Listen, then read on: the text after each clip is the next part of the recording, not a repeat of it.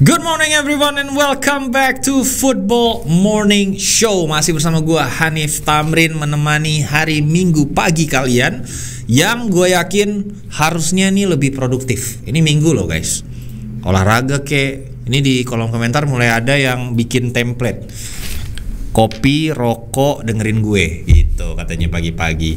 Ada yang bersihin tai burung, dengerin gue. Ada yang cuci piring, dengerin gue. Ada yang sambil ngepel, dengerin gue. Ada yang sambil pup, dengerin gue. Ini adalah morning routine kalian yang sebenarnya beberapa nggak pengen gue denger, tapi it's okay, gue appreciate ya. Karena memang 8 hari terakhir gue cukup kaget karena subscribernya naik sampai signifikan banget, dari 22.000 sekarang ada di 29.000 lebih sedikit. Thank you so much buat APH dan TPJ dan juga komentar-komentar positif yang beredar di kolom komentar yang memberikan kita terus energi dan tim produksi untuk terus konsisten bikin video tiap hari. Mau itu hari Minggu pun.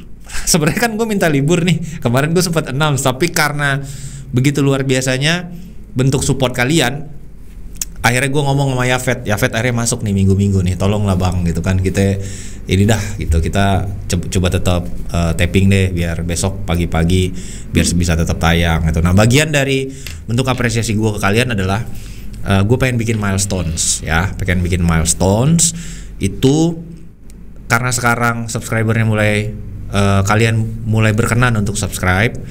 Nah gue pengen di marka subscriber 40.000 itu untuk mengundang Fabrizio Romano gitu. Jadi memang harganya mahal banget guys lagi periode jendela transfer ini, 2-3 kali lipat seharga satu Vespa baru. Jadi jujur aja dia bilang terserah lu bro, gue bisa kapan aja buat lu, tapi ya ininya remunerasinya lumayan nih gitu, karena dia juga bagian dari institusi, karena dia bagian dari Sky gitu. Dia juga harus membagi jiwa komersialnya dengan institusinya dia. Ya kita harus menghargai itu, my friend, gitu kan. Jadi nggak apa-apa lah, gua bayar satu Vespa buat kawan kita, tapi gue buatin milestones ya, 40.000 dengan senang hati. Subscriber gue dengan senang hati kan menampung semua pertanyaan kalian untuk dia terkait klub-klub kesayangan kalian. Satu-satu kita runut deh, mulai dari Liverpool, City, Arsenal, MU, Newcastle, Spurs. Ada fansnya Wolverhampton, gue tanyain fansnya ada nggak belanja Wolverhampton gitu, ntar sama Fabrizio. Nggak apa-apa, kita list nanti pertanyaan kalian, kita tanyain satu-satu semuanya sama dia ya. Itu dia milestone yang pertama, 40.000 subscriber. Ayo 1.000 sehari bisa lah, minggu depan selesai langsung kita mainkan sama dia, dan bisa kita tanya-tanya juga misalnya apa kurang lebih yang selama ini jadi rasa penasaran kalian dalam aktivitas negosiasi transfer di balik layar selama ini yang dia jalani gitu ya. Karena mungkin ini adalah periode tersibuk dia juga, mungkin dia nggak tidur tapi dia juga masih mau luangin waktu untuk kita gitu ya. Itu dia masuk yang pertama, dan gua pengen masuk dulu ke Alexander Isak ya. Di 2 episode kemarin gue sempat menyampaikan bahwasannya akan terjadi aksi dan reaksi dari kubu Alexander Isak dengan ditolaknya official bid dari Liverpool terkait pertanyaan apakah Isak tersedia di market atau tidak, apakah mereka berkenan menjual Isak atau tidak. Itu kan langsung ditolak ya sama Newcastle, he's not for sale gitu. Gue memprediksi pada saat itu akan terjadi reaksi dari campnya Isak kepada Newcastle atau dari Liverpool kepada Isak. Untuk apapun itu dinamikanya akan ada yang berubah. Apakah itu nanti campnya Isak akan minta gaji lebih tinggi gitu, atau Liverpool akan membuat Isak unsettle gitu. Nah ternyata yang terjadi tentunya yang pertama langsung agennya kemarin langsung ya, agennya nih tahu kali momentum gitu kan. Ini ada tim yang mau beli Isak dengan transfer mahal, mau break the record, tapi ditolak sama Newcastle. Nah logiknya berarti lu harus menghargai pemain gue, lu udah nolak nih penawarannya, tolonglah ya. Dia bilang Isak representative have been keen to increase his wages. Jadi agennya Isak ini langsung berupaya untuk menaikkan gajinya Isak karena dia sudah dikonsider sebagai pemain top gitu kurang lebih. Jadi ada upaya-upaya dari agennya langsung untuk meminta kontribusi Newcastle untuk duduk kembali ke meja negosiasi bersama agennya Isak untuk mengkonsider lagi sang pemain itu digaji lebih baik. Karena ternyata secara hierarki Isak ini bukanlah pemain dengan gaji tertinggi di Newcastle. Bahkan secara de facto dia ada di peringkat 4, my friend, ya. Nomor satunya adalah Bruno Gimares yang memiliki gaji sekitar 10 juta euro. Jadi kayak 8,3 juta pound something lah gitu ya. Jadi itu bracket gaji yang ada Newcastle. Jadi memang sangat kecil lah kalau kita bandingin sama Manchester City, kalau kita bandingin sama Liverpool, kalau kita bandingin sama Arsenal atau Manchester United. Jadi pemain bergaji tertingginya aja tuh Bruno Guimaraes tuh setahun tuh cuma 8,3 juta pound gitu. Baru habis itu ada Joelinton yang digaji 7,8, Anthony Gordon, bahkan Anthony Gordon dibayar lebih mahal daripada Isak, 7,8 sama kayak gajinya Joelinton. Dan Isak ada di posisi keempat dengan gaji 6,2 juta pound per musim. 6,2 juta pound itu gajinya nggak lebih tinggi daripada Lautaro Martinez di Inter Milan. Martinez itu sekitar 9 atau 10 juta euro gitu. Jadi sebenarnya dia underpaid untuk klasifikasi pemain sebagus dia, itu dia underpaid. Dan gue cukup yakin ketika masuk ke meja negosiasi untuk memperbaiki remunerasi kontraknya si Isak ini, itu permintaan pertama kalau gue jadi agennya Isak adalah jadiin pemain gue best paid player di klub ini. Dan mungkin bisa naik sampai 10 juta kali, 10-11 juta pound kali ya gitu. Untuk permintaan yang diminta oleh sang agen agar dia bisa bertahan. Mungkin bertahannya juga cuma 2 tahun, habis itu akan dijual lagi gitu. Tapi tetap dia earn the rights untuk demand perbaikan nilai kontrak karena memang klub sudah menolak penawaran yang sangat besar untuk kliennya dia gitu. Itu yang pertama ya, itu yang pertama. Dan benar kejadian langsung dirilis kemarin oleh The Athletic. Dan berikutnya kan gue juga udah pernah disclaimer sama kalian ya, bahwasannya acara ini tidak hanya mewakili untuk fans-fans yang banyak tim ininya populernya gitu. Jadi kita cuma merepresentasikan tim-tim yang mungkin secara jumlah fans itu tidak terlalu banyak. Dan hari ini gue pengen membahas sesuatu hal yang menurut gue penting untuk dibahas, karena ini banyak teman-teman yang mungkin belum tahu kenapa ini terjadi. Dan gue pengen runtutin fakta demi fakta apa yang membuat peristiwa ini bisa terjadi dan seperti apa presiden kedepannya, biar kalian bisa menilai dengan kacamata yang lebih adil kalau terjadi lagi hal-hal seperti ini ya. Itu adalah terkait insiden atau kasus Crystal Palace diturunkan ke kompetisi Conference League pada musim depan ya.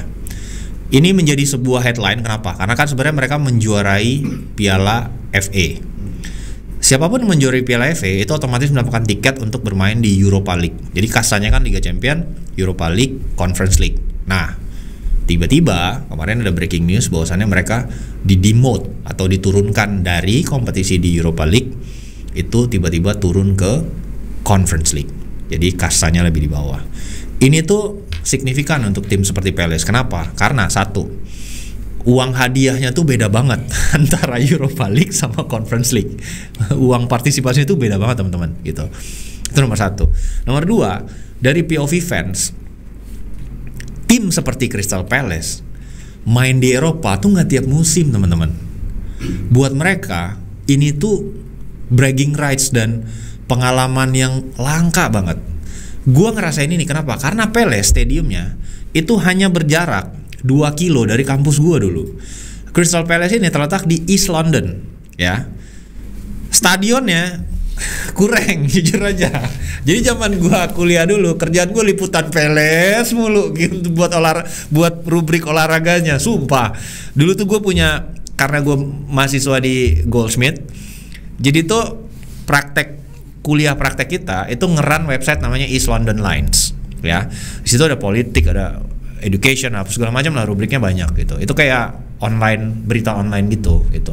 Mungkin sama kayak detik.com di sini. Nah, rubrik olahraganya itu paling gampang. Itu nulis Crystal Palace. Udah paling gampang karena bisa deket gitu kan. Terus juga materinya banyak dan press officernya baik-baik gitu. Jadi gue merasakan, maksud gue nggak enaknya jadi fans Palace karena dulu ya gue zaman kuliah itu pernah liputan beberapa kali dan kita tahu bagaimana juga situasi yang ada di kota London bagian timur. Nah, London Timur itu teman-teman itu tempat area yang lebih miskin ketimbang London Barat atau London Utara. Utara itu residence lah, jadi kayak mungkin kalau di Jakarta tuh BSD gitu kalau di utara tuh. Jadi benar-benar perumahan yang rapi, kotanya tertata gitu di bagian utara tuh. Kalau barat tuh orang-orang kaya, ya rumah-rumahnya Chelsea lah gitu. Fans-fans Chelsea lah tuh orang-orang kaya. Timur itu Bronx banget, my friend. Jadi gue dulu kampus gue tuh lumayan Bronx. Bahkan buat sampai ke sana tuh udah nggak ada tube, gue pakai overground atau National Rail. Kalau National Rail itu ekuivalen ke KRL kalau di sini. Jadi gue kalau misalnya dari Jakarta naik KRL tuh gue berhentinya di Rawabuntu.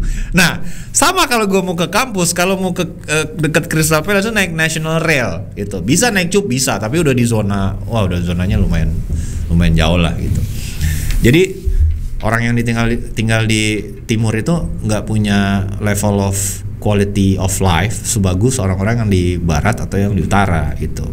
Jadi buat mereka nonton tim kesayangannya main di Europa League itu pelipur lara.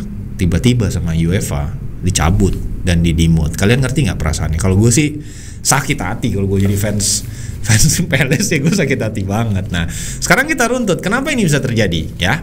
Kenapa ini bisa terjadi? Alasan yang diajukan oleh UEFA untuk strip dan mendemote Crystal Palace dari Europa League ke Conference League itu karena konflik multi club ownership. Jadi ada shareholder, pemilik saham yang memiliki saham di Crystal Palace itu juga memiliki saham di Olympique Lyon. Itulah yang dijadikan dasar oleh UEFA untuk mendemote Crystal Palace dari Europa League ke Conference League gitu. Nah, yang menjadi perdebatan adalah banyak pertanyaan juga di kolom komentar, Bang, kan banyak multi club ownership, kenapa beberapa yang lain boleh, kenapa Crystal Palace nggak boleh? Contoh, Ineos itu punya Manchester United, punya Nice. City Football Group punya Girona, punya Manchester City gitu. Grupnya Marinakis punya Olympiakos, punya juga Nottingham Forest gitu. Tapi kenapa mereka boleh berkompetisi di satu kompetisi yang levelnya sama, sementara Crystal Palace nggak boleh? Misalnya Forest sama Olympiakos, misalnya ya musim lalu jadi nih sama-sama ke Liga Champion, nah mereka bisa main. Tapi kan yang terjadi kan Forest gagal lolos ke Liga Champion, ini berarti nggak ada konflik gitu. Atau 2 musim sebelumnya Manchester City dan Girona sama-sama bisa. Kenapa mereka boleh? Kenapa Palace enggak? Kan pertanyaannya itu. Nah, jadi di aturan UEFA kalau ada multi club ownership, salah satu shareholder itu harus menurunkan jumlah saham yang mereka pegang di salah satu klub. Itu syarat yang nomor 1. Jadi kalau lo mau 2 tim lo sama-sama berkompetisi di Liga Eropa misalnya atau di Liga Champions, yang nomor 1 yang harus dilakukan itu adalah mengurangi jumlah saham yang mereka pegang di salah satu klub ini. Salah 2 ini, mau yang City kayak yang lu kurangin sahamnya, mau yang Girona kayak bebas, lu kurangin dah kata UEFA sampai level tertentu. Atau lu taruh ke trust apa namanya, trust apa ya bang, trust angel apa blind trust, namanya blind trust. Jadi ke pihak ketiga yang ditunjuk bersama oleh owner dan UEFA untuk memegang saham itu. Nah, ini adalah hal yang harus ditempuh dalam kaitannya dengan Crystal Palace menjadi kusut. Kenapa? Karena yang punya saham di Lyon itu mantan ownernya Palace yang sekarang udah enggak, tapi dia masih ada saham juga gitu di Palace. Akhirnya ini dijadikan dasar untuk UEFA mendemote. Nah, uniknya ini ada administrasi yang diduga dilanggar gitu, atau adanya double standard terkait bagaimana UEFA nge-treat Palace dan bagaimana UEFA nge-treat tim yang akhirnya menggantikan Crystal Palace di Europa League, which is Nottingham Forest. Nah, ini gue pengen bahas ini dulu nih. Jadi UEFA itu ada mitra namanya ECA. ECA itu European Club Associations. Jadi itu bentuknya keanggotaan. Yang masuk di ECA ini itu adalah tim-tim yang elit biasanya. Dulu presidennya Andrea Agnelli, ya kalian ngerti lah ya, berarti ya presiden Juventus itu paling lama tuh jadi presidennya ECA gitu, di periode sebelum terjadinya downfallnya Super League gitu. Jadi ini by invitation, teman-temannya dia, geng-gengnya dia aja lah gitu. Nah, Crystal Palace bukan bagian dari European Club Associations. Begitupun dengan Nottingham Forest. Nottingham Forest bukanlah anggota dari European Club Associations permasalahannya, tapi Olympiakos masuk di ECA. Sementara Olympiakos dan Forest ownernya sama, grupnya Marinakis gitu. Nah, yang jadi permasalahan soal tata cara untuk bisa mendeklar ke UEFA bagaimana untuk bisa membuat kalian comply dengan multi club ownership ini dan tetap bisa berpartisipasi di Europa League, itu di-share-nya di ECA, bukan lewat emailnya UEFA ke Palace. Jadi Palace lewat deadline-nya. Ini kasusnya kayak PSSI waktu gua masuk tuh. Jadi waktu gua masuk PSSI administrasi baru, ketuanya Pak Edi, ada pemilihan Ballon d'Or. Ballon d'Or itu kapten dan timnas itu boleh milih kan.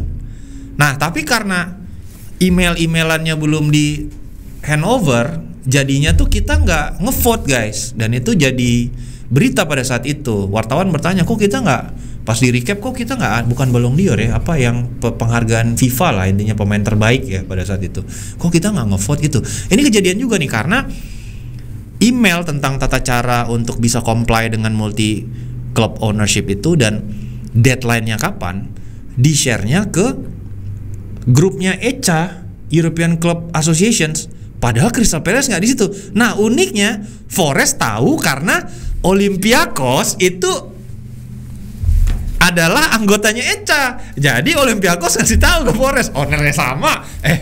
Ini ada yang nggak, ini nih masuk nih barang nih, karena ada peluang kita bisa naik ke Europa League karena si Palace itu nggak menyelesaikan permasalahan shareholdernya sebelum deadline. Akhirnya ditulislah oleh Marinakis email resmi ke UEFA bahwasannya gua berhak menggantikan Crystal Palace karena dia tidak menyelesaikan permasalahan shareholdernya dalam tenggat waktu, sementara gua iya. Sementara Marinakis menyelesaikan. Bahkan teman-teman, kalau kalian tahu, di minggu-minggu terakhir penutupan Liga Inggris musim lalu, itu Forest punya peluang untuk lolos ke Liga Champions kan.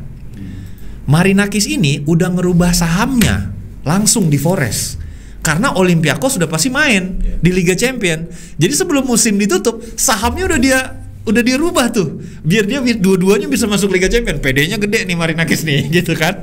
Sementara Palace telat melakukan itu gara-gara ya Steve Parish dan juga partnernya si Talkstore ya kalau nggak salah namanya, Textor ya, itu tidak mensubmit itu on time gitu. Nah, inilah yang akhirnya dikomplain secara resmi oleh Crystal Palace kepada UEFA bahwasanya there is a double standard, dan Crystal Palace mengklaim ada exchange of email, exchange of text yang terjadi antara Echa, staff UEFA dan Nottingham Forest yang menjadikan bukti bahwasannya ada double standard yang diterapkan terhadap mereka dan Forest gitu. Itu yang alasannya membuat akhirnya komplain resmi diajukan dan di challenge oleh oleh Palace kepada UEFA, dan ini mereka bahkan naikin sampai ke KAS peradilan arbitrase of sport, jadi pengadilan arbitrase olahraga gitu. Kalau lu mendimot gua naikin sampai KAS. Jadi ini mungkin presidensinya akan menjadi yang pertama kali nih. Makanya mungkin banyak sekali narasi yang mungkin di Liga Indonesia banyak lah gitu. Kita sering bilang kan yang punya klub lebih dari satu di liga-liga itu juga sama. Ya jangan. Ya ini karena pusing nih. Ini di Eropa aja terjadi gitu. Pusing my friend gitu. Masalah sahamnya mesti dikurangin, ditaruh ke blind trust lah gitu ya, satu orang pihak ketiga yang dipercaya untuk bisa memegang saham itu yang bukan bagian dari grup tersebut gitu, yang di-approve oleh UEFA atau konfederasi gitu. Nah, kita lihat dulu statement dari Presiden Crystal Palace Steve Parish terkait manuver yang dilakukan oleh Nottingham Forest untuk menggantikan slot mereka bermain di Europa League, padahal seharusnya mereka hanya berkompetisi di Conference League. Dia bilang ini menyindir nih. Steve Parish sudah benar-benar kesal. Dia bilang ada orang-orang yang ingin menggantikan kami di Europa League. Bagi tim kecil seperti kami, tampil di Eropa adalah mimpi. I heard you man, I feel you man. Gue merasakan rasa sakit lo, karena memang ya buat tim-tim kayak Palace main di Europa League mungkin nggak tiap musim. Jadi buat mereka ini valuable banget gitu. Dan bentuk dari kekesalan ini juga dilumpahkan oleh fans Palace untuk melakukan protes ya, beberapa hari yang lalu itu langsung mereka melakukan protes besar-besaran kepada UEFA gitu. Jadi mereka turun ke jalanan meminta keadilan untuk diterapkan terhadap tim kesayangan mereka, karena ya mereka pantas untuk tampil, mereka earn their right karena ya mereka juara, dan mereka ngalahin Manchester City loh di FA Cup Final. Mereka nggak ngalahin Wolverhampton Wanderers atau QPR atau tim yang levelnya mungkin di bawah ini. Dude, mereka ngalahin Manchester City. Buat mereka itu keajaiban bisa ngalahin City di final gitu ya. Karena secara di atas kertas ya orang pasti ngunggulin City, dan untuk bisa ngalahin City aja itu udah keajaiban buat mereka, dan mimpi itu akhirnya direnggut dari fans Palace. Kalian bayangin rasanya seperti apa. Nah, ini penjelasan gue juga terkait kenapa Manchester City di dua musim yang kemarin ya kalau nggak salah ya, atau ya dua musim lalu itu tetap bisa berpartisipasi dua-duanya di Liga Champions, Girona dan City ya. Karena itu akhirnya jalan yang ditempuh oleh City ketika itu adalah mempercayakan shareholder Girona itu kepada blind trust ya. Jadi sebelum kompetisi bergulir, nah diberikanlah significant portion dari kepemilikan saham atas Girona kepada blind trust yang sudah di overseen oleh UEFA gitu. Dan ya balik lagi, ini nggak jadi chaos karena Manchester City adalah anggota dari European Club Association.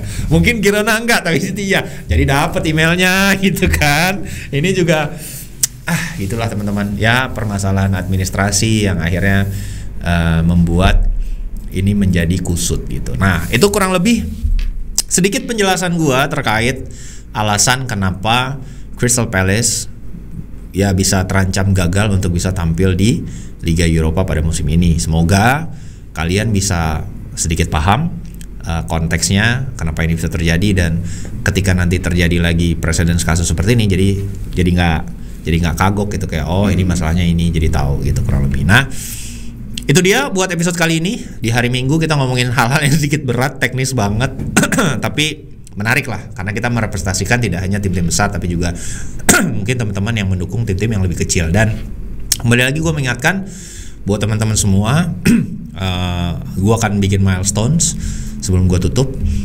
Milestones di 40.000 subscriber, kita akan bikin episode spesial bersama Fabrizio Romano. Gue akan tampung semua pertanyaan kalian. Jadi gue humbly request your support untuk let's keep the subscription rate going. Sekarang itu sekitar 1.000 sehari.